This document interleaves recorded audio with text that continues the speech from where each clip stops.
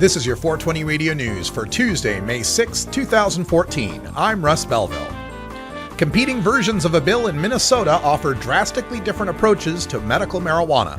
In the state Senate, a medical marijuana bill would create up to 55 sites statewide that could grow and dispense marijuana. The House version, meanwhile, would set up only one grow and dispensing site tied to a clinical trial for medical marijuana. The Senate version covers the standard 8 conditions: cancer, AIDS, cachexia, glaucoma, spasm, seizure, nausea, and pain, as well as post-traumatic stress, hepatitis C, Tourette's syndrome, and Lou Gehrig's disease. The House version eliminates pain and post-traumatic stress as conditions qualifying for medical marijuana. Both versions are similar in that neither allows patients to grow marijuana at home.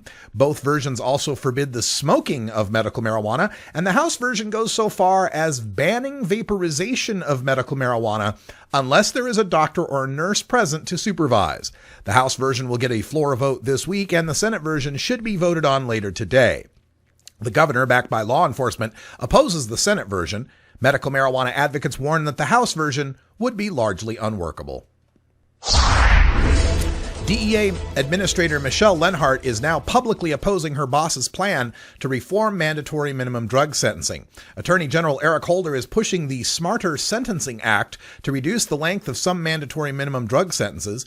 In testimony to the Senate Judiciary Committee, Lenhart explained, quote, "Having been in law enforcement as an agent for 33 years and a Baltimore City police officer before that, I can tell you that for me and for the agents that work for DEA, mandatory minimums have been very important to our investigations. We depend on those as a way to ensure that the right sentences are going to the level of violator we are going after." End quote. Lenhart was backed by FBI Director Jim Comey, who told Huffington Post, quote, "I know from my experience that the mandatory minimums are an important tool in developing cooperators," end quote, aka snitches. Numerous studies have shown that mandatory minimum sentences rarely punish the kingpins in a drug conspiracy, but rather disproportionately affect lower-level conspirators and sometimes their spouses and girlfriends when they know nobody higher to snitch on. A new paper in the National Bureau of Economic Research concludes that workplace drug testing actually improves the job prospects for drug-free black males, especially for low-skilled jobs.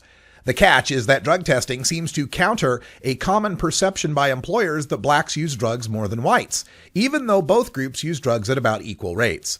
In a state without drug testing, employers discriminate against black men, prejudiced that they are drug users, and tend to hire more white women in their place. But states with drug testing were found to increase black employment by 7 to 30% and wages by 1.4 to 13% as drug-free black males can prove they're worthy applicants. Speaking of drug testing, the Santa Clara County, California Crime Lab has admitted that the tests for methamphetamine given to about 2,500 defendants were mishandled. Workers at the lab had used the wrong chemical for their testing that grossly increased the sensitivity of the tests, leading to at least 7 known false positives. The Santa Clara County District Attorney acknowledged that human error will always find its way into the criminal justice system, while defense attorneys are speculating that this mistake, left uncorrected for 2 months, calls into question the veracity of any tests handled by this lab. Meanwhile, the Rape Kit Action Project estimates there are over 400,000 backlogged rape evidence kits sitting untested on police shelves, many due to the crime lab's need to test drug evidence for upcoming trials. A former teacher and former president of the South Carolina Education Association is calling on the legalization of marijuana in the Palmetto State to raise money for schools.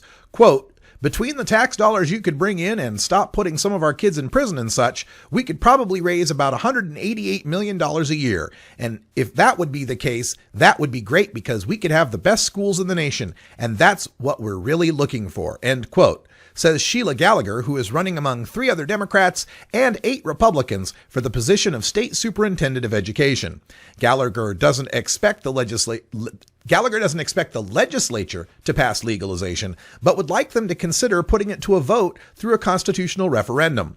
Gallagher explained, quote, "I'd like to turn it over to the people and say, here's an opportunity. Let's look at this whole idea of legalizing marijuana and see what it can do for us," end quote.